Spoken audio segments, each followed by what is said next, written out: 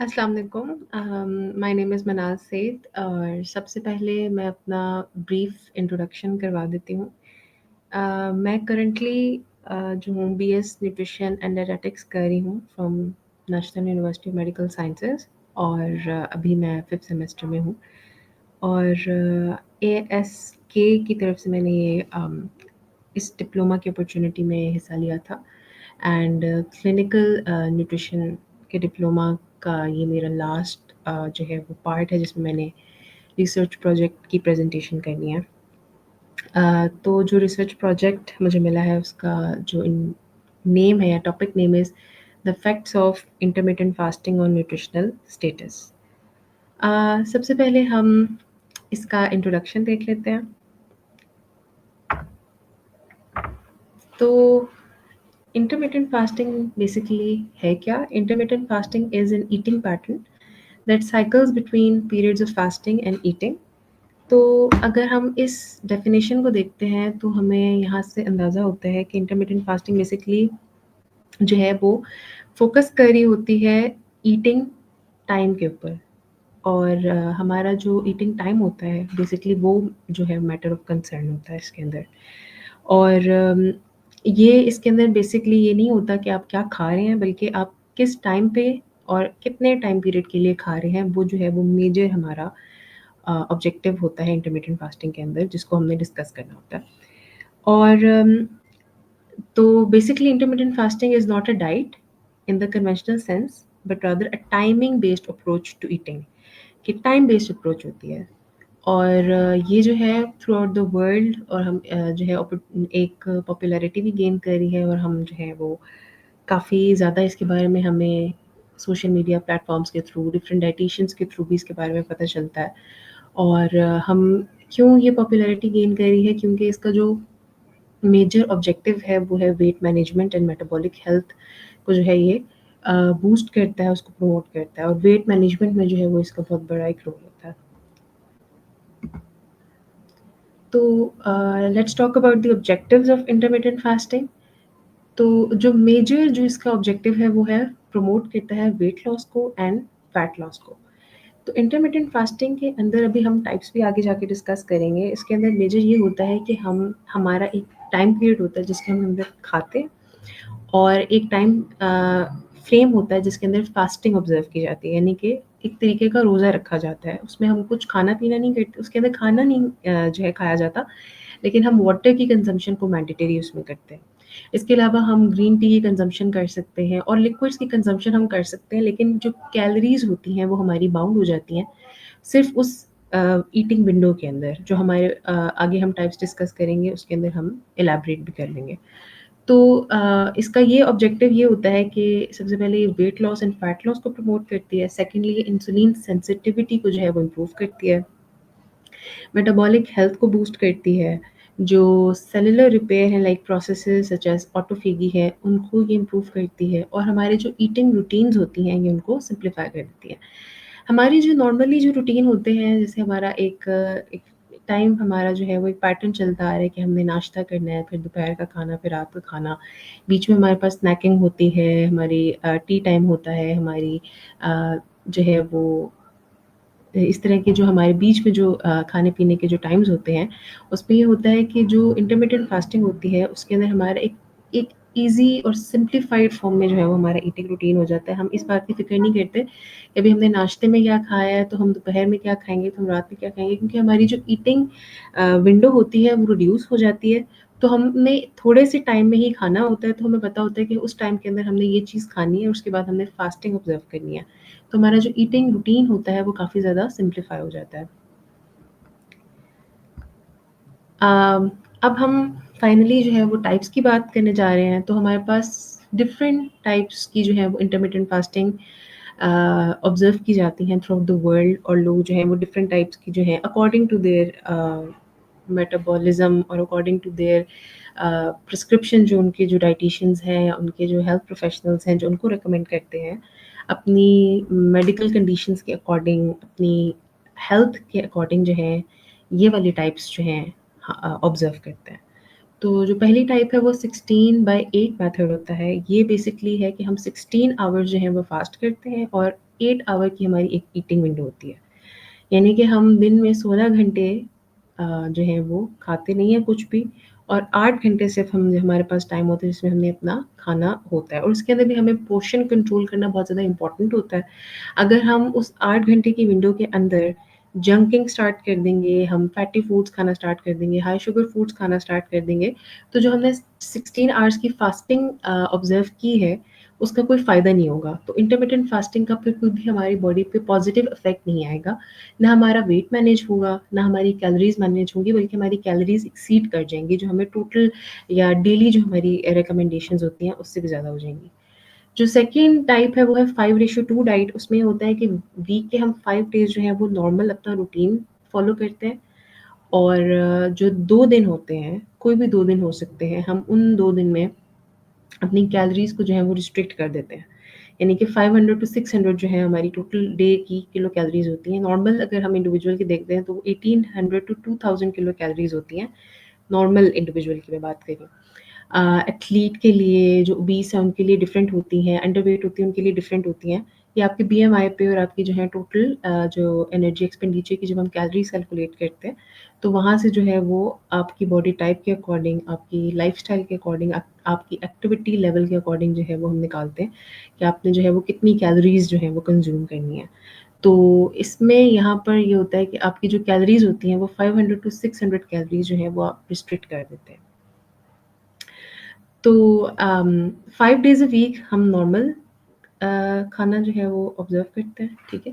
उसमें ये होता है, ये भी इसी तरह होता है 16:8 के मेथड की तरह ही होता है। हमने जो है वो ऐसा नहीं है कि 5 डेज़ ऑफ़ द वीक हमने जो है वो एक्सट्रीम कैलोरीज़ जो है वो कंज़म्पशन करनी है, और फिर जो 2 दिन हैं उसमें हमने जो है वो अपनी कैलोरीज़ को रिड्यूस कर देना है। तो उसका भी कोई भी इफ़ेक्ट नहीं होगा पॉज़िटिव बॉडी पे, बल्कि बॉडी के ऊपर जो है वो एक्सेसिव कैलोरीज़ का लोड ही आएगा। थर्ड जो टाइप है वो ईट स्टॉप ईट का मेथड है। उसमें ये होता है कि 24 आवर्स का फास्ट होता है, वन्स या ट्वाइस अ वीक। इसमें ये है कि यानी कि 24 घंटे का, यानी कि हम एक पूरा दिन कुछ भी नहीं खा रहे हैं, लेकिन हम जो है वो वाटर कंज़म्पशन कर सकते हैं। हम ऐसी फूड्स, जैसे वाटर है वो कोई भी हमें कैलोरीज़ नहीं देता, तो इसी तरह हम कोई ऐसा डिटॉक्स वाटर कंज़्यूम कर सकते हैं, हम ग्रीन टीज़ कंज़्यूम कर सकते हैं जिनसे हमें कोई कैलोरीज़ नहीं मिल रही। तो इसके दौरान हम इस तरीके से जो है वो अपनी बॉडी को हाइड्रेटेड रख सकते हैं, और ये भी एक तरीके का एक मेथड होता है, वन्स और ट्वाइस अ वीक ऑब्जर्व किया जा सकता है। फिर अल्टरनेट डे फास्टिंग के अंदर क्या होता है कि एक दिन फास्ट करते हैं और एक दिन जो है वो अपना नॉर्मल रूटीन के हिसाब से खाने की कंजम्पशन करते हैं। जैसे फॉर एग्जांपल मंडे को फास्टिंग की तो ट्यूसडे को जो है वो नॉर्मल, और फिर वेडनेसडे को अगेन फास्टिंग है, तो ये अल्टरनेट डे फास्टिंग होती है। फिर वन मील अ डे है उमैड। ये है one large meal within a 1 to 2 hour window होती है। यानी कि एक दिन में हम एक ही खाना खाते हैं, 1 से 2 घंटे के दरमियान में हमने जो है वो खाना खाना होता है, और फिर पूरा दिन हम कुछ नहीं खाते। अगेन इंटरमिटेंट फास्टिंग के अंदर हम कंप्लीट फास्टिंग पे नहीं जाते, हाइड्रेशन का बहुत इंपॉर्टेंट रोल होता है, तो हमें हाइड्रेटेड रहना होता है। तो intermittent fasting should not be confuse with normal Ramadan fasting, जिसमें हम कुछ खा पी नहीं सकते up to 16 to 18 hours.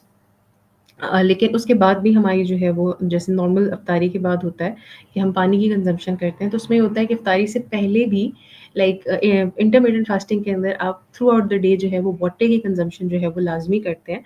Otherwise जो है वो आप डिहाइड्रेशन की तरफ जा सकते हैं, क्योंकि आप कुछ खा भी नहीं रहे होते। नेक्स्ट इज़ हम बात करेंगे कि इंटरमिटेंट फास्टिंग का इफ़ेक्ट क्या होता है न्यूट्रिशनल स्टेटस के ऊपर। इंटरमिटेंट फास्टिंग किस तरीके से न्यूट्रिशनल स्टेटस को अफेक्ट करती है।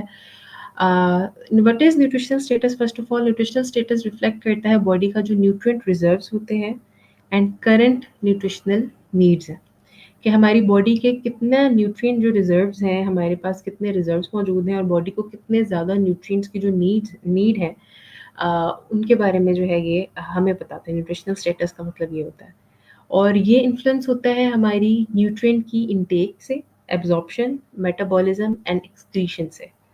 और ये इसलिए इम्पोर्टेंट होता है इवैल्यूएट करना इंटरमिटेंट फास्टिंग के दौरान, ताकि हम ये इंश्योर कर सकें कि अगर हम इंटरमिटेंट फास्टिंग ऑब्जर्व कर रहे हैं तो कोई भी डेफिशिएंसीज़ जो हैं वो लेटर ऑन जो है वो अकर ना करें, और हमें कोई भी किसी भी न्यूट्रिएंट की, किसी भी माइक्रो न्यूट्रिएंट डेफिशिएंसीज़ जो हैं वो ना हो। Now let's talk about the effects of intermittent fasting on nutrients. We are going to talk about macro and micronutrients both. तो सबसे पहले जो है वो हम बात कर लेते हैं मैक्रोन्यूट्रिएंट्स के बारे में। तो कार्बोहाइड्रेट्स, प्रोटीन्स और फैट्स हैं।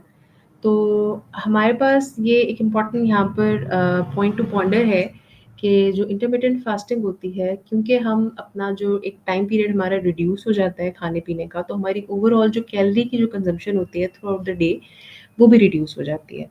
तो क्योंकि हम इसीलिए इंटरमिटेंट फास्टिंग जो है वो वेट लॉस की लिए बहुत ज़्यादा इफ़ेक्टिव होती है, फैट लॉस के लिए भी इफ़ेक्टिव होती है, क्योंकि हमारा जो खाने का टाइम पीरियड है वो कम हो जाता है। तो ऑटोमेटिकली जब हम कम टाइम में खाते हैं तो हम कम खाते हैं, तो हमारी कैलोरीज़ की रिडक्शन हो जाती है और इस तरीके से हमारी जो है वो मैक्रोन्यूट्रिएंट्स की कंज़म्पशन पे इफ़ेक्ट आ सकता है। तो जो प्रोटीन इनटेक है, अगर हमने एक प्लान्ड पोर्शन कंट्रोल के अकॉर्डिंग अपनी जो हमारी ईटिंग विंडो के अंदर अगर हम माई प्लेट के कॉन्सेप्ट को फॉलो नहीं करते, प्रॉपरली अपनी प्लेट को डिज़ाइन करके नहीं खाते, जैसे हमारे प्लेट के अंदर जो है वो होल कार्ब्स होनी चाहिए, प्रोटीन्स होने चाहिए, फ्रूट्स एंड वेजिटेबल्स होने चाहिए, हेल्दी फैट्स होने चाहिए, वाटर होना चाहिए, तो अगर और डेयरी भी होना चाहिए। तो अगर हम ये अपनी जो है माई प्लेट के कॉन्सेप्ट को नहीं फॉलो करते और हम बस कुछ भी खा लेते हैं, लाइक कोई प्लान्ड हमारा जो है वो फूड की कंजम्पशन पैटर्न नहीं होगा, तो हमें डेफिशिएंसीज़ हो सकती हैं और हमारी प्रोटीन इनटेक भी रिड्यूस हो सकती है, जिसकी वजह से हमारी मसल मेंटेनेंस जो है वो इनइफेक्टिव हो जाएगी। फैट इनटेक जो है वो स्टेबल हो सकती है, इंक्रीज़ हो सकती है। अगर तो हम कीटोजेनिक इंटरमिटेंट फास्टिंग मॉडल्स को फॉलो करें, क्योंकि जो कीटो डाइट्स होती हैं उसमें फैट की जो कंजम्पशन होती है ना वो बढ़ा दी जाती है और प्रोटीन्स और कार्ब्स की कंजम्पशन को कम कर दिया जाता है। तो उसमें अगर हम वो कीटोजेनिक इंटरमिटेंट फास्टिंग वाली डाइट अगर जो है वो फॉलो कर रहे हैं, तो उसमें ये होता है कि फिर हमारी फ़ैट की कंज़म्पशन बढ़ सकती है। जो हमारी एएमडीआर्स होते हैं, मैक्रोन्यूट्रिएंट डिस्ट्रीब्यूशन रेंजेस होती हैं, वो हमारी डिस्टर्ब हो सकती हैं। इसके अलावा carbohydrate intake usually drops, adding insulin regulation regulation sorry. इसमें ये होता है कि चूँकि हमने अभी इसके बेनिफिट्स ऑफ इंटरमिटेंट फास्टिंग के अंदर भी बात करेंगे, तो इसमें होता है कि हम जब ज़ाहिर है कैलोरी की रिडक्शन होती है, तो हमारी जो कार्बोहाइड्रेट्स जो हमारी मेजर कैलोरीज़, क्योंकि डेली कैलोरीज़ में जो है वो कंट्रीब्यूशन जो है कार्बोहाइड्रेट्स की सबसे ज़्यादा होती है। 45 टू 65% जो है हमारी कैलोरीज़ का कार्बोहाइड्रेट्स कंट्रीब्यूट कर रही होती हैं। तो हमारी जो है जब हमारी कैलोरी की रिडक्शन हो जाएगी, तो फिर हमारी जो है वो कार्बोहाइड्रेट की रिडक्शन हो जाएगी इनटेक की और इससे हमारी इंसुलिन रेगुलेशन होती है। तो हमारी जो है इंसुलिन सेंसिटिविटी इंक्रीज़ हो जाती है और इंसुलिन जो रेज़िस्टेंस होती है जिन लोगों को, उनके लिए भी ये बेनिफिशियल होती है। नेक्स्ट है माइक्रोन्यूट्रिएंट कंज़म्पशन के ऊपर जो इफ़ेक्ट्स होते हैं, उनके बारे में बात कर लेते हैं। तो डेफिशिएंसीज़ के जो रिस्क हैं, वो कम होंगे अगर हमारी न्यूट्रिएंट डेंस फूड्स अगर हम कंज़्यूम करेंगे। तो ड्यूरिंग द ईटिंग विंडो जो हमारे पास 16 रेशियो अगर 8 की हम इंटरमिटेंट फास्टिंग की टेक्निक को या टाइप को फॉलो कर रहे हैं, तो हमारे पास अगर 8 घंटों की ईटिंग विंडो है, 8 घंटे की ईटिंग विंडो है, तो उसके अंदर अगर हम न्यूट्रिएंट डेंस फूड्स कंज्यूम कर रहे हैं, अपनी प्लेट को जो है वो फ्रूट्स, वेजिटेबल्स, प्रोटीन्स और हेल्दी फैट्स और जो है वो रिफाइंड कार्बोहाइड्रेट्स की बजाय होल कार्बोहाइड्रेट्स के साथ हम अपनी फूड की कंजम्पशन अपनी प्लेट्स को जो है वो इस तरह से सजा कर, यानी कि डेकोरेट करके और एक जो है वो कलरफुल और वैरायटी ऑफ द फूड्स अगर हम अपनी डाइट के अंदर जो है वो इनकॉर्पोरेट करते हैं, तो माइक्रोन्यूट्रिएंट डेफिशिएंसीज जो है वो अगर कम से कम करती हैं। अगर कंसर्न की जो बात है कि कौन से ऐसे माइक्रोन्यूट्रिएंट्स हैं जो ज़्यादा डेफिशिएंसीज जिनकी हो सकती हैं, वो ये है कि आयरन है, कैल्शियम है, magnesium, B vitamins and vitamin D है। तो importance of planning meals within eating windows to include fruits, vegetables, whole grains and lean proteins, ये बहुत ज़्यादा इंपॉर्टेंट है ताकि हमारी माइक्रोन्यूट्रिएंट डेफिशिएंसीज ना हो सकें। Okay, analysis and effects of intermittent fasting. तो इफेक्ट्स से सबसे पहले हम बात करते हैं ये बॉडी कंपोजिशन के ऊपर जो है वो इंटरमिटेंट फास्टिंग के क्या इफेक्ट्स होते हैं। तो सबसे पहले जो है it results in decreased fat mass while preserving lean mass. तो इंटरमिटेंट फास्टिंग के अंदर क्या होता है कि हम अगर अपनी न्यूट्रिएंट डेंस, अगेन मैं बात कर रही हूँ कि अगर हम लीन प्रोटीन्स की कंजम्पशन को अपनी जो है मेंटेन रखते हैं, तो हमारी क्योंकि हमारी कैलोरीज़ की कंजम्पशन कम हो जाती है, तो हमारी जो फैट मास है वो रिड्यूस होना स्टार्ट हो जाएगी और हमारी जो लीन मास है वो रिटेन रहती है। तो हमारी मसल मास नहीं कम होती, हमारी फैट मास कम होती है, जिसकी वजह से हमारा वेट लॉस भी स्टार्ट हो जाता है। और इसमें ये होता है बॉडी कंपोजिशन के अंदर जब ग्रेटर फैट ऑक्सीडेशन होती है due to extended fasting periods है।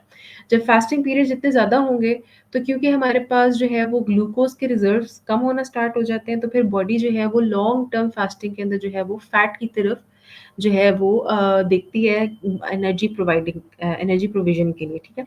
तो जब लॉन्ग टर्म हम कोई जो है वो कार्ब्स की जो है वो कंजम्पशन नहीं करते, फॉर एग्जांपल 16 आवर्स तक हम कुछ नहीं खा रहे, तो हमारी बॉडी के अंदर जो है वो ग्लाइकोजन रिजर्व्स कम हो जाते हैं, तो फिर बॉडी जो है वो जाकर फैट्स को जो है वो उनकी ऑक्सीडेशन स्टार्ट करती है, और फिर फैट से हमें एनर्जी मिलना स्टार्ट होती है।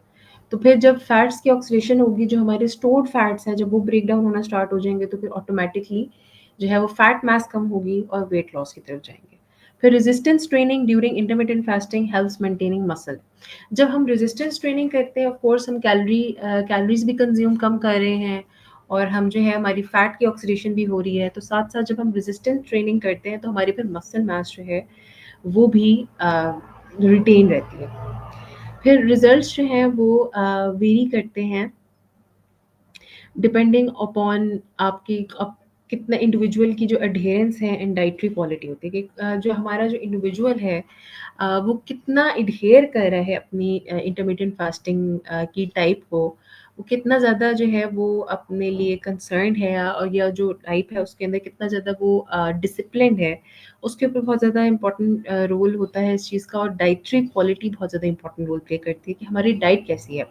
अगर अगेन मैंने जिस तरह पहले बात की थी कि अगर हमारी डाइट जो है वो अच्छी नहीं होगी, हमारी डाइट क्लीन नहीं होगी ड्यूरिंग इंटरमिटेंट फास्टिंग, जो हमारी ईटिंग विंडो है, तो फिर उस इंटरमिटेंट फास्टिंग का कोई फ़ायदा नहीं होगा। अगर हम जंक फूड कंज्यूम कर रहे हैं, अगर हम हाई कार्ब्स डाइट कंज्यूम कर रहे हैं, अगर हम हाई कैलोरी डाइट्स कंज्यूम कर रहे हैं, फॉर एग्जांपल हम जंकिंग कर रहे हैं, हम जो है वो pizzas, burgers, fries, trans fats जो हैं उनकी कंजम्पशन बढ़ा रहे हैं, सैचुरेटेड फैट्स की कंजम्पशन को बहुत ज़्यादा कर रहे हैं, तो फिर वो जो 8 आवर की जो विंडो है, जिसके मतलब सॉरी जो 16 आवर की जो विंडो फास्टिंग जो टाइम पीरियड है, उसका फिर कोई भी फ़ायदा नहीं होगा, क्योंकि हमने उस 8 आवर की विंडो के अंदर या जितना भी हमारे पास जो टाइम पीरियड है फूड की कंजम्पशन का, उसके अंदर हमने इतना ज़्यादा जंकिंग कर ली है, इतनी ज़्यादा जो है वो अनक्लीन फूड कंज्यूम कर लिया है कि फिर बॉडी को जो है वो उसी फूड को क्लीन करते-करते ही वो जो 16 आवर्स का जो टाइम पीरियड है वो गुज़र जाता है।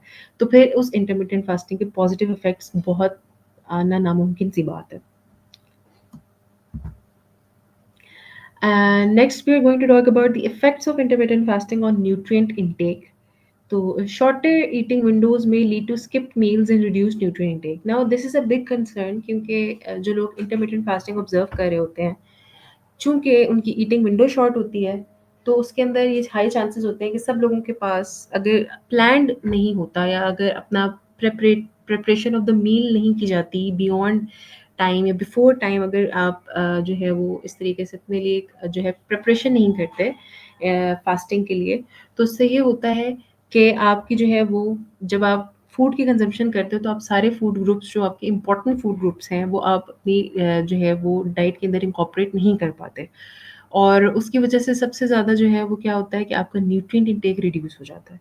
तो जब आप अपनी न्यूट्रिएंट इंटेक को ही नहीं मैंडेटरी बना रहे, अपनी न्यूट्रिएंट इंटेक को नहीं जो है वो ऑब्ज़र्व कर रहे सही तरीके से, तो ऑफ कोर्स आपको फिर डेफिशिएंसीज़ हो सकती हैं। फिर essential to include balance nutrient dense foods, तो ये न्यूट्रिएंट इंटेक के लिए बहुत इंपॉर्टेंट जो इंटरमिटेंट फास्टिंग का जो एक इम्पॉर्टेंट एस्पेक्ट है, जो एक्सप्लोर करना चाहिए, वो ये है कि हमारी एक जो डाइट है वो बैलेंस्ड होनी चाहिए, न्यूट्रिएंट रिच होनी चाहिए, वैरायटी ऑफ फूड्स होनी चाहिए। एक ही फूड लाइक अगर आप ईटिंग विंडो के अंदर डेली अगर आप एक ही टाइप के फूड खा रहे हैं, तो आप जो है वो एक तो एक टाइप की फूड खाने से आपको सारे न्यूट्रिएंट्स भी नहीं मिलेंगे, और दूसरा ये होगा कि आप बोर बहुत जल्दी हो जाएँगे। तो वैरायटी इंक्लूड करनी चाहिए, कलरफुल फूड्स होने चाहिए, ताकि फिर आपकी जो जब ऑफ कोर्स जब आप अट्रैक्टिव मील खाएँगे, तो फिर आपकी जो है वो बॉडी भी जो है उसी तरीके से एक पॉज़िटिव जो है वो रिस्पॉन्स जनरेट करती है। Supplementation may be needed for some individuals, कि फॉर एग्जांपल कुछ ऐसे इंडिविजुअल्स हैं जिनको बहुत ही ज़्यादा जो है वो already for example intermittent fasting से पहले ही वो जो थे वो किसी पर्टिकुलर माइक्रोन्यूट्रिएंट डेफिशिएंसी का शिकार थे, और अब वो जो है वो मज़ीद उस डेफिशिएंसी का शिकार हो गए हैं, तो क्या होता है कि वो डेफिशिएंसी डिजीज़ेज़ की तरफ जा सकते हैं। फॉर एग्जांपल विटामिन बी1 की डेफिशिएंसी से उनको जो है वो बेरी-बेरी हो सकता है। और विटामिन बी 3 की डेफिशिएंसी से पेलाग्रा हो सकता है। तो इस तरह के काफ़ी सारे डिजीज़ेज़ जो हैं उनकी तरफ वो जा सकते हैं। विटामिन ए की डेफिशिएंसी से नाइट ब्लाइंडनेस हो सकती है। और तो ये वाली जो है डेफिशिएंसीज़ हैं, तो फिर उन लोगों के लिए सप्लीमेंटेशन का जो है वो ऑप्शन होता है कि आप सप्लीमेंटेशन से जो है वो अपनी माइक्रोन्यूट्रिएंट डेफिशिएंसीज़ को ओवरकम करें। फिर मील प्लानिंग जो है वो एक क्रूशियल रोल प्ले करती है maintaining a nutrient adequacy. Meal planning एक बहुत इंपॉर्टेंट रोल प्ले करती है न्यूट्रिएंट इनटेक को जो है वो रेगुलेट करने में। अगर आप इफ़ेक्टिवली अपने मील प्लान करते हैं कि हमने डेली के लिए क्या मील कंज़्यूम करने हैं, कैसे हमने अपनी न्यूट्रिएंट रिच मील्स जो हैं वो सारे फूड ग्रुप्स जो हैं वो किस तरीके से अपने मील टाइम्स के अंदर जो है वो इनकॉर्पोरेट करने हैं, किस तरीके से अपनी प्लेट को जो है वो कलरफुल बनाना है, वैरायटी जो है वो इंक्लूड करनी है, तो उसमें मील प्लानिंग बहुत इंपॉर्टेंट रोल प्ले करती है। तो इससे जो है वो आपकी न्यूट्रिएंट इनटेक जो है वो बेहतर भी होती है और मेंटेन रहती है और आप डेफिशिएंसी की तरफ नहीं जाते और आपको पॉजिटिव इफ़ेक्ट्स जो हैं वो नज़र आना स्टार्ट हो जाते हैं। फिर इंटरमिटेंट फास्टिंग के effects on metabolic health. Improved insulin sensitivity and blood sugar control. Again ये वाले जो हैं ये मेजर जो हैं वो बेनिफिट्स हैं इंटरमिटेंट फास्टिंग के, जो आपकी मेटाबॉलिक हेल्थ है एंड ओवरऑल बॉडी की हेल्थ के ऊपर आते हैं। तो इसमें ये होता है कि आपकी इंसुलिन सेंसिटिविटी जो है वो इम्प्रूव होती है और ब्लड शुगर कंट्रोल होता है। इसका मतलब ये है कि जब आप रिफाइंड कार्ब्स की कंजम्पशन को रिड्यूस कर देते हैं, ओवरऑल कैलोरी कंजम्पशन को रिड्यूस करते हैं, जब आप कैलोरी डेफिसिट में एक तरीके के जा रहे होते हैं, तो उससे ये होता है कि आपकी इंसुलिन सेंसिटिविटी बूस्ट होती है और आपके जो ब्लड शुगर लेवल्स हैं जिनमें स्पाइक आ रहा था पहले, जब आप इंटरमिटेंट फास्टिंग करते हैं तो आपके ब्लड शुगर लेवल्स जो हैं वो कंट्रोल्ड हो जाते हैं, जिसकी वजह से जो इंसुलिन रेजिस्टेंस हो रही थी या लोग प्री डायबिटिक हो रहे थे या डायबिटीज़ की तरफ जा रहे थे, तो अगर प्री डायबिटिक्स हैं तो वो फिर रिवर्स हो सकती है। इंसुलिन सेंसिटिविटी इंक्रीज़ होगी, आपके ब्लड शुगर लेवल्स कंट्रोल हो जाएँगे, आपकी प्री डायबिटीज़ जो है वो फिर रिवर्स बैक हो जाएगी। फिर reduce blood pressure and improved cholesterol profiles हैं कि जो लोग हाई ब्लड प्रेशर का शिकार थे, जब वो इफ़ेक्टिवली इंटरमिटेंट फास्टिंग को ऑब्ज़र्व करते हैं, तो उनसे जो है ब्लड प्रेशर भी रिड्यूस हो जाता है और कोलेस्ट्रॉल प्रोफाइल्स भी इम्प्रूव होती हैं, क्योंकि जब हम बगैर सोचे समझे खा रहे होते हैं, तो हमें नहीं पता चलता कि एक फूड के अंदर कितना ज़्यादा अमाउंट ऑफ ट्रांस फैट्स हैं, ट्राइग्लिसराइड्स हैं, कितने ज़्यादा जो है वो कोलेस्ट्रॉल मौजूद है, तो हमारी जो blood profile, blood lipid profile जो है वो बहुत ज़्यादा इफ़ेक्ट हो जाती है और जो है वर्सन हो जाती है। तो जब हम देख कर साफ-सुथरा क्लीन ईटिंग करते हैं, तो फिर हमारी जो है वो लिपिड प्रोफ़ाइल भी इम्प्रूव होती है, हमारा ब्लड प्रेशर भी रिड्यूस होता है, हमारी जो ब्लड के अंदर जो पॉल्यूशन होती है, जो ट्रांस फैट्स की, इसके अलावा फैटी एसिड्स वग़ैरह और कोलेस्ट्रॉल की प्लैक्स बने हुए होते हैं आर्टरीज़ के अंदर, तो वो भी सारे जो हैं वो आहिस्ता-आहिस्ता रिज़ॉल्व होना स्टार्ट हो जाते हैं। माइटोकॉन्ड्रियल फंक्शन एनहांस होता है, ऑक्सीडेटिव स्ट्रेस रिड्यूस होता है। ज़ाहिर है फॉर एग्ज़ाम्पल हम जितने ज़्यादा फ्रूट्स और वेजिटेबल्स कंज़्यूम करते हैं, फ्रूट्स एंड वेजिटेबल्स जो हैं they are rich in antioxidants. Antioxidants जो जाकर हैं ऑक्सीडेटिव स्ट्रेस को रिड्यूस करते हैं। डेली जो है वो हमारा माइटोकॉन्ड्रिया एक्सपोज़ हो रहा होता है ऑक्सीडेटिव स्ट्रेस को। हम डेली जो है वो अपनी इर्द-गिर्द अपने माहौल के साथ और अपनी जो है फूड्स के साथ जो है वो बहुत ज़्यादा जो है वो अम, जो है हमारे ऊपर लोड आता है ऑक्सीडेटिव स्ट्रेस का, हमारी जीन्स के ऊपर, हमारे जो है वो माइटोकॉन्ड्रिया के ऊपर सबसे ज़्यादा लोड आता है। तो जब जो है वो ऑक्सीडेशन की वजह से, तो हमारे जो फाइटोकेमिकल्स हैं, हमारे जो एंटीऑक्सीडेंट्स हैं, जो हमारी फ्रूट्स एंड वेजिटेबल्स के अंदर रिच होते हैं, तो वो फिर जाकर उस ऑक्सीडेटिव स्ट्रेस से जो है वो फाइट करते हैं और हमारी बॉडी को जो है रिलीफ देते हैं। Potential reduction in markers of inflammation है। इसमें भी यही होता है कि जब ऑफ कोर्स ऑक्सीडेटिव स्ट्रेस होता है, तो उसके बाद जो है बॉडी जब रिस्पॉन्ड करती है, तो फिर इन्फ्लेमेशन की तरफ जाती है बॉडी। तो जब हम क्लीन ईटिंग करते हैं, तो फिर ऑक्सीडेशन भी कम होती है और ऑफ कोर्स फिर इन्फ्लेमेशन भी रिड्यूस हो जाती है। Next, we're going to talk about the long-term effects of intermittent fasting. Positive effects की बात करते हैं, तो इसमें ये होता है कि वेट लॉस है, बॉडी कंपोज़िशन अगेन इम्प्रूव हो जाती है, जो रिड्यूस रिस्क जो ऑफ टाइप 2 डायबिटीज़ है, जो लोग प्री डायबिटिक होते हैं या फॉर एग्ज़ाम्पल जिनकी फैमिली हिस्ट्री के अंदर अगर डायबिटीज़ मौजूद है, तो अगर वो इंटरमिटेंट फास्टिंग ऑब्ज़र्व करते हैं, अपनी डाइट को क्लीन रखते हैं, पोर्शन कंट्रोल करते हैं, एक्सरसाइज़ करते हैं रेगुलरली, तो इससे जो है वो फिर क्या होता है, इन सबको जब आप कंबाइन करते हैं, तो जो टाइप 2 डायबिटीज़ का जो रिस्क है वो ना वो मिनिमाइज़ हो जाता है। फिर लिपिड प्रोफाइल्स भी इम्प्रूव हो जाती हैं, कॉग्निटिव बेनिफिट्स बहुत ज़्यादा होते हैं। इसमें ये होता है लॉन्ग टर्म बेनिफिट्स के अंदर जो है रिसर्चेज़ जो है वो हमें बताती हैं कि इंटरमिटेंट फास्टिंग से ब्रेन फंक्शन जो है वो भी इम्प्रूव होता है अगर हम अच्छे तरीके से जो है वो इसको ऑब्ज़र्व करते हैं। अगेन क्लीन ईटिंग का बहुत इंपॉर्टेंट रोल होता है, ब्रेन फंक्शन इम्प्रूव होता है, आपकी जो मेमोरी है वो भी इम्प्रूव हो जाती है। इसके अलावा जो और बेनिफिट्स हैं इंटरमिटेंट फास्टिंग के वो ये हो सकते हैं कि आपकी जो है वो अगेन इंसुलिन सेंसिटिविटी जो है वो डायबिटीज़ को जो है अगेन ये टारगेट करती है। वेट लॉस जो है वो बहुत ज़्यादा इसमें जो है लॉन्ग टर्म बेनिफिट्स के अंदर हम देख सकते हैं कि जो लोग इसको जो है वो ऑब्ज़र्व करते हैं, वो उनका वेट मैनेज होता है, उनकी जो है जब वो पोर्शन कंट्रोल करते हैं, साथ-साथ इंटरमिटेंट फास्टिंग को भी ऑब्ज़र्व कर रहे होते हैं, तो उनकी वेट लॉस होता है, फैट लॉस होता है, वेट मैनेजमेंट होती है और इनको इसी तरीके से उनके बेनिफिट्स मिलते हैं। लॉन्ग टर्म इफ़ेक्ट्स में पोटेंशियल रिस्क्स क्या-क्या हो सकते हैं? अगेन न्यूट्रिएंट डेफिशिएंसीज़ के बारे में हमने बात की थी कि जो न्यूट्रिएंट डेफिशिएंसीज़ हैं वो हो सकती हैं अगर आप प्रॉपर्ली अपनी डाइट को एडहेरेंस नहीं कर रहे। एक वेल बैलेंस्ड डाइट को अगर आप जो है वो कंज़्यूम नहीं कर रहे और जस्ट जो है वो आप अ, सारे फूड ग्रुप्स को इनकॉर्पोरेट नहीं कर रहे अपने मील टाइम्स पे, तो फिर आपको माइक्रोन्यूट्रिएंट भी डेफिशिएंसीज़ हो सकती है, ओवरऑल न्यूट्रिएंट डेफिशिएंसीज़ हो सकती हैं। डिसऑर्डर्ड ईटिंग पैटर्न्स हो सकते हैं।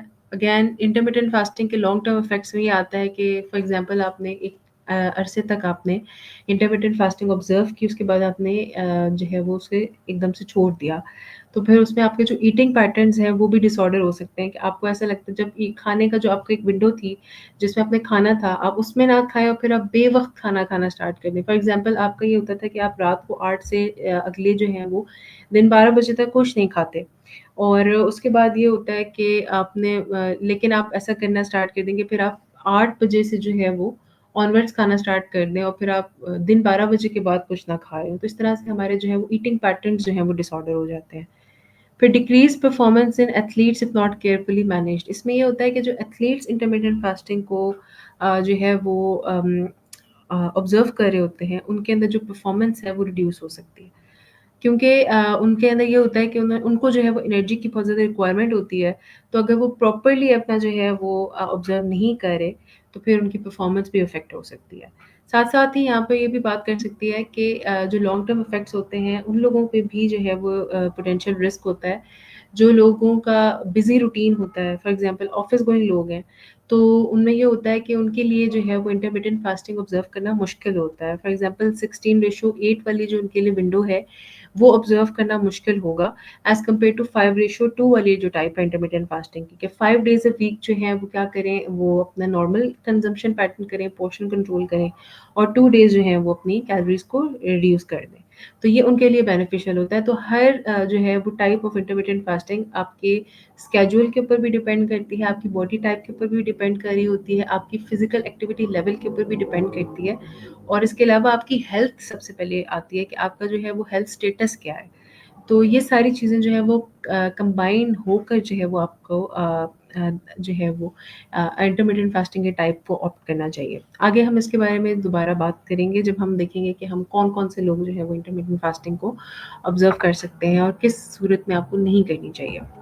Next is the cultural variations in fasting patterns है। अब डिफरेंट कल्चर्स में डिफरेंट वेरिएशंस होती हैं। फॉर एग्ज़ाम्पल इस्लामिक जो है मुस्लिम्स के लिए जो है वो रमज़ान होता है कि डेली फास्टिंग होती है, डॉन टू सनसेट होती है। जो हिंदू फास्टिंग होती है उसमें वो सेलेक्टिव फूड रिस्ट्रिक्शंस होती हैं एंड वेरीज़ बाय ओकेजन्स है कि वो डिफरेंट ओकेजन्स पे जो है वो फास्टिंग करते हैं। डिफरेंट ऐसी फूड्स होती हैं जो वो रिस्ट्रिक्ट कर देते हैं कि फॉर एग्ज़ाम्पल उनकी फास्टिंग अगर टाइम है तो वो जो है वो उस फूड को नहीं खाते। वो बाकी फूड खा रहे होते हैं लेकिन हो सकता है कि वो कोई ऐसी फूड जो है वो कंज़्यूम ना कर रहे हों जो उनके उस टाइम पे या उनके अपने रिलीजियस बिलीव्स के अकॉर्डिंग जो है वो रिस्ट्रिक्ट हुई हुई हो। और ओकेजन्स जो हैं डिफरेंट ओकेजन्स पे जो है वो उनकी डिफरेंट फूड्स की कंज़म्पशंस होती हैं और डिफरेंट फास्टिंग जो है वो ऑब्ज़र्व करते हैं। फिर जो बुद्धिस्ट मोनास्टिक फास्टिंग होती है उसमें होता है कि वो eat only during certain hours of the day. उसमें ये होता है कि वो सिर्फ़ सर्टेन आवर्स में जो ऑफ द डे, जैसे फॉर एग्ज़ाम्पल आपकी जैसे फास्टिंग विंडो होती है ना, उसी तरह ये होता है कि वो certain hours of the day के अंदर ही जो है वो खाते हैं। क्रिश्चियन लैंड जो है उनमें जो है वो पार्शियल फास्टिंग और फूड रिस्ट्रिक्शन होते हैं पीरियड्स। फिर cultural context influences fasting goals हैं, चॉइसेस हैं एंड फ्रीक्वेंसीज हैं। इसमें ये होता है कि आपकी जो डिफरेंट कल्चरल बिलीव्स होती हैं वो आपकी जो है वो फास्टिंग गोल्स को भी अफेक्ट कर सकते हैं, आपकी चॉइसेस भी और फ्रीक्वेंसी ऑफ द फास्टिंग को भी जो है वो अफेक्ट कर सकती हैं। Now let's compare the intermittent fasting versus traditional dieting.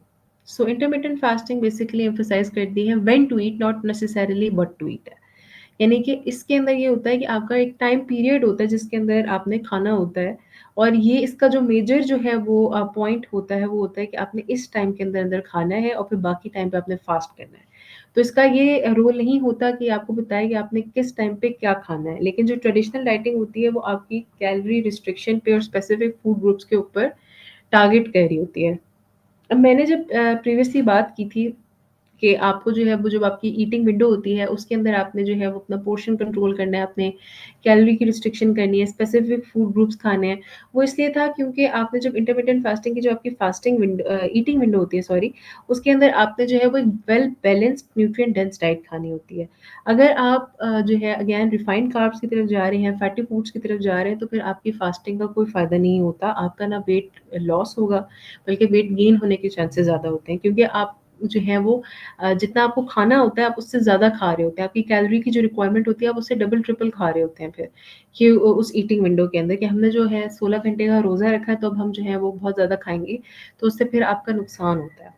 और ट्रेडिशनल डाइट के अंदर ये कैलोरी रिस्ट्रिक्शन और स्पेसिफिक फूड ग्रुप्स होते हैं। मेजर इंटरमीडिएट फास्टिंग और इसके दरमियान ये फ़र्क है, इंटरमीडिएट फास्टिंग जो है वो टाइम बेस्ड अप्रोच है, और जो ट्रेडिशनल डाइटिंग होती है वो आपकी डाइट के ऊपर फोकस कर रही होती है मेजर। वो ये नहीं कहती कि आपने किस टाइम पे खाना है, किस टाइम पे नहीं खाना। वो ये इस चीज़ के साथ डील करती है कि आपने क्या खाना है, कितना खाना है और कैसे खाना है। Intermediate fasting may be easier to sustain for some due to fewer restrictions, क्योंकि इंटरमीडिएट फास्टिंग के अंदर रिस्ट्रिक्शंस नहीं होती हैं, उसमें सिर्फ टाइम की रिस्ट्रिक्शन है और कि आपने जी इतने टाइम में बस खाना है। तो उसके अंदर जो है वो आपकी डाइट की रिस्ट्रिक्शन नहीं होती, कोई फूड ग्रुप की रिस्ट्रिक्शन नहीं होती। तो उसमें ये बस ये होता है कि आपने क्लीन डाइट खानी है और आपने जो है वो बैलेंस डाइट खानी है, न्यूट्रिएंट डेंस डाइट खानी है। तो लोगों के लिए उस इंटरमिटेंट फास्टिंग को जो है वो ऑप्ट करना ईज़ी होता है as compare to traditional dieting, क्योंकि ट्रेडिशनल डाइटिंग के अंदर आपकी बहुत ज़्यादा रिस्ट्रिक्शंस होती हैं कि आपने कौन-सा फूड ग्रुप लेना है, आपने कार्ब्स को रिड्यूस करना है, आपने प्रोटीन्स को बढ़ाना है, अपने फैट्स को जो है वो मेंटेन रखना है, आपने जो है वो पोर्शन कंट्रोल करना है, आपने ये वाला फूड ग्रुप खाना है, ये फूड ग्रुप नहीं खाना। तो ये सारी रिस्ट्रिक्शंस जो है वो ट्रेडिशनल डाइटिंग के अंदर आ रही होती है, तो लोगों के लिए इंटरमिटेंट फास्टिंग को ऑप्ट करना ज़्यादा ईज़ी होता है। Next is psychological and behavioural aspects of intermittent fasting है। सो इससे ये होता है कि माइंडफुलनेस है एंड कंट्रोल ओवर ईटिंग है। माइंडफुलनेस क्या है कि आप अपनी सेंसेस को जो है वो देख कर, अपनी सेंसेस को जो है वो साथ रख कर जो है वो अपने एट द मोमेंट में रहकर जो है वो खा रहे होते हैं, ठीक है? और आप जो है वो कंट्रोल करके खाते हैं। तो अगर आपका जो है वो कंट्रोल ही नहीं होगा तो इसका जो है वो इफ़ेक्ट हो सकता है।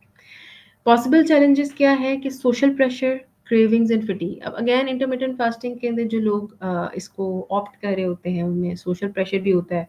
पीयर प्रेशर सबसे ज़्यादा जो है वो रोल प्ले करता है कि जब आप फॉर एग्जांपल अगर आप एक स्टूडेंट हैं या आपने कोई कोलीग फॉर एग्जांपल कोई ऑफिस गोइंग भी हैं, तो आपके जो कोलीग्स होते हैं जब वो मज़े-मज़े खाने खा रहे होते हैं, तो उसका जो है वो जब पीयर प्रेशर होता है कि जी ये तो इस टाइम पे पिज़्ज़ा खा रहे हैं और मैं जो हूँ वो फास्टिंग कर रहा हूँ, तो फिर ये भी एक बहुत बड़ा रोल होता है और आप फिर अपने पाथ से जो है वो डाइवर्ट हो सकते हैं।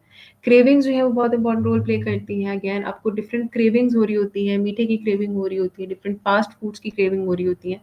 तो ये भी एक चैलेंज होता है। और फटीग जो है ज़ाहिर है ऑफ कोर्स व्हेन आप 16 घंटे कुछ नहीं खा रहे या दिन में एक पूरा for example alternate day fasting के अंदर है या 24 आवर्स फास्टिंग की जो टाइप है उसके अंदर आप पूरा दिन ही कुछ नहीं खा रहे होते सिवाय पानी पीने के, या जो है वो कोई ग्रीन टी पी ली, इस तरीके से डिटॉक्स वाटर पी लिया, तो जब आपको of course you are bound to be fatigued. तो फटीग जब होती है तो फिर अगेन आपका जो है वो आहिस्ता-आहिस्ता यू कैन डाइवर्ट। अगर आप डिसिप्लिन नहीं हैं या आपके कोई अगर गोल नहीं है, you are just observing it as a fashion कि जी बस आजकल फैशन में है तो चलें ऑब्जर्व कर लेते हैं, तो फिर आप इज़िली जो है वो डाइवर्ट हो सकते हैं। Importance of motivation and support systems, तो इसके लिए मोटिवेशन सबसे ज़्यादा इंपॉर्टेंट रोल प्ले करती है, सपोर्ट होना बहुत इंपॉर्टेंट होता है। फॉर एग्जांपल अगर आप ऑब्जर्व कर रहे हैं तो आपके अगर कोई सपोर्ट कर रहा है, आपको कोई मील प्रेपिंग में हेल्प कर रहा है, तो ये भी एक बहुत बड़ी सपोर्ट होती है।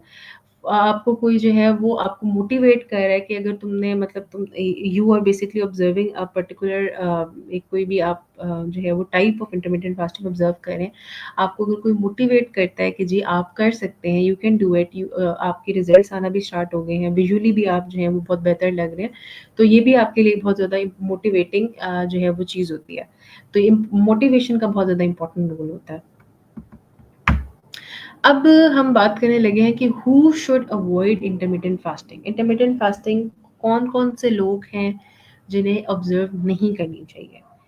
Pregnant and breast feeding women, उनको बिल्कुल भी जो है वो इंटरमिटेंट फास्टिंग नहीं ऑब्ज़र्व करनी चाहिए। अगर वो कर भी रही हैं तो अपनी जो भी डायटीशियन है या हेल्थ केयर जो प्रोफ़ेशनल है उनसे डिस्कस करके अपनी जो है वो अपनी न्यूट्रिशनल स्टेटस को देखते हुए, अपनी हेल्थ को देखते हुए जो है वो ये देखना चाहिए। और खुद को जो है वो ट्रॉमा के अंदर इस सिचुएशन में नहीं डालना चाहिए। It is not recommended.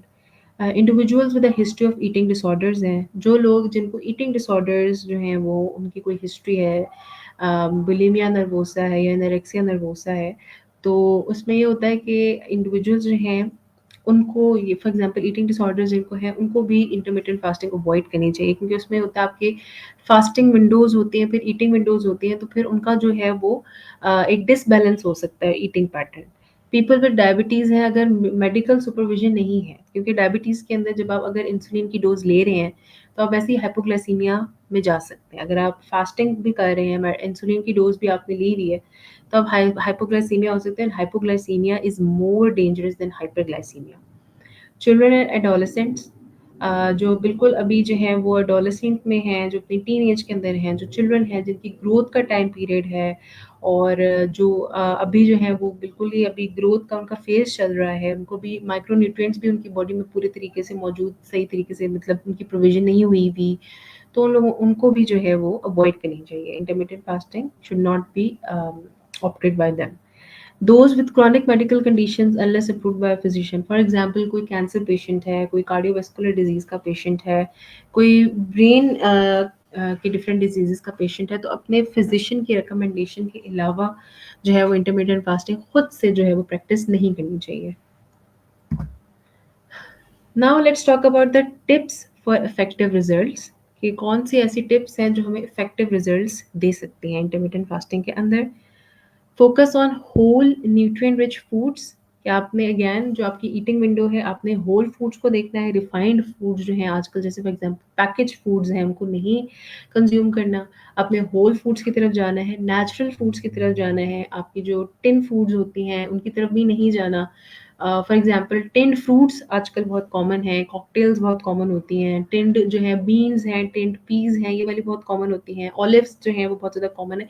मतलब ये वाली जो चीज़ें हैं जो कॉमन है, इनकी तरफ हमें इसलिए नहीं जाना चाहिए क्योंकि ये प्रिजर्वेटिव्स के अंदर जो है वो लोडेड होती हैं। अब ये शुगर सिरप हो सकती है, सोडियम या सॉल्ट सिरप जो है उनके अंदर ये जो है वो प्रिजर्व किए जाते हैं ताकि इनकी जो है शेल्फ लाइफ को इंक्रीज़ किया जा सके।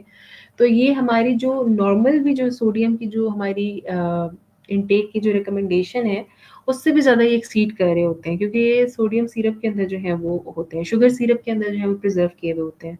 तो हमें जो है natural foods and whole foods की तरफ जाना चाहिए, फ्रूट्स एंड वेजिटेबल्स की तरफ जाना चाहिए जो होल हमारे पास नेचुरली हमें अवेलेबल है। होल कार्ब्स की तरफ जाना चाहिए, हमें जो है वो सीरियल्स की तरफ जाना चाहिए, ग्रेन्स की तरफ, लेग्यूम्स की तरफ जाना चाहिए, प्रोटीन रिच सोर्सेज़ की तरफ जाना चाहिए, लीन प्रोटीन की तरफ ज़्यादा जाना चाहिए। जो है वो फैटी जो मीट है उसकी तरफ हमें नहीं जाना चाहिए। इसके अलावा जितने भी फूड ग्रुप्स हैं, हमें वो सारे इनकॉर्पोरेट करने चाहिए अपने मील्स के अंदर, ताकि हम डेफिशिएंसीज़ से जो है वो कम से कम इन्फ्लुएंस हों। Hydration is very important, hydration बहुत इंपॉर्टेंट रोल प्ले करती है, और ड्यूरिंग हमारी जो फास्टिंग टाइम पीरियड होता है उसके अंदर भी हाइड्रेटेड रहना बहुत ज़्यादा इंपॉर्टेंट होता है, ताकि हम जो है वो डिहाइड्रेशन का शिकार ना हो सकें। फेंटिंग का, फटीग का जो है वो ख़तरा हो सकता है, तो हमें इसका बहुत ज़्यादा इंपॉर्टेंट जो है वो रोल है हाइड्रेटेड रहने का, तो ये हमें ज़रूर ऑब्ज़र्व करना चाहिए। फिर सप्लीमेंटेशन भी जो है हमें कंसिडर करनी चाहिए अगर नेसेसरी हो। वैसे तो supplementations are not recommended for healthy people, कि जिनकी कोई भी डेफिशिएंसीज़ नहीं हैं, कोई उनको जो है वो हेल्थ इश्यूज़ नहीं है, तो उनको सप्लीमेंटेशन नहीं लेनी चाहिए, टॉक्सिसिटी हो सकती है। तो इसमें ये होता है कि जब आप एक बैलेंस्ड डाइट खाते हैं, तो उसके अंदर आप सारे फूड ग्रुप्स को इनकॉर्पोरेट करते हैं। जब आप सारे फूड ग्रुप्स को इनकॉर्पोरेट करते हैं, तो फिर आपको डेफिशिएंसीज़ होने के चांसेस कम से कम होते हैं।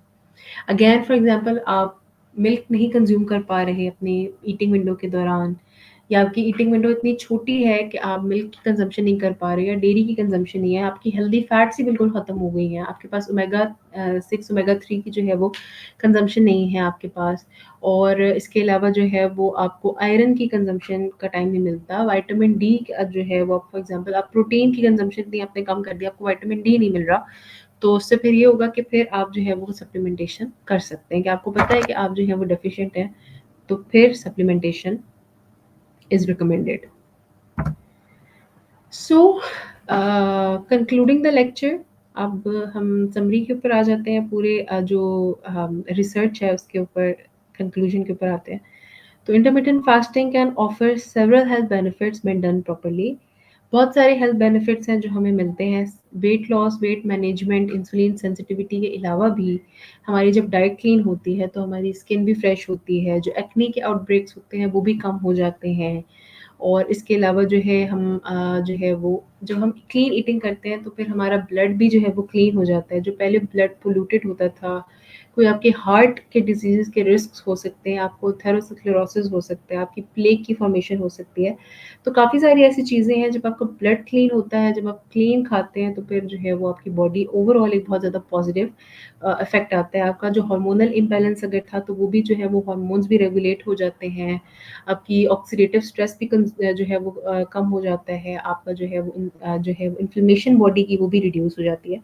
तो बहुत सारे पॉजिटिव इफ़ेक्ट्स हैं, only weight loss is not the effect. बहुत बॉडी के अंदर ओवरऑल पॉजिटिव इफ़ेक्ट्स जो है वो इंटरमिटेंट फास्टिंग के होते हैं, अगर प्रॉपर्ली जो है वो ऑब्ज़र्व की जाए, प्रॉपर रेगुलेशंस के साथ, जो है वो प्रॉपर डाइट के साथ, एक वेल बैलेंस्ड न्यूट्रिएंट रिच और वैरायटी अगर इनकॉर्पोरेट की जाए डाइट के अंदर, तो फिर जो है वो आपको भरपूर बेनिफिट्स मिलते हैं।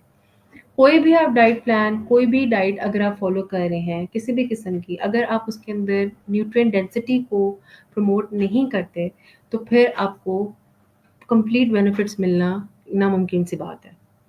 Nutritional planning is essential to avoid deficiencies. Again आपने अपने न्यूट्रिएंट्स को देखना है कि आपको कौन से फूड ग्रुप से कौन से न्यूट्रिएंट्स मिल रहे हैं, आपको माइक्रो न्यूट्रिएंट्स, विटामिन्स जो हैं वो सारे मिल रहे हैं, आपको कोई डेफिशिएंसी होने का खतरा तो नहीं है, कोई ऐसा फूड ग्रुप तो नहीं है जो आपने छोड़ दिया या रेगुलर बेसिस पे आप छोड़ रहे हैं, तो उसकी वजह से आपको डेफिशिएंसीज़ हो सकती हैं।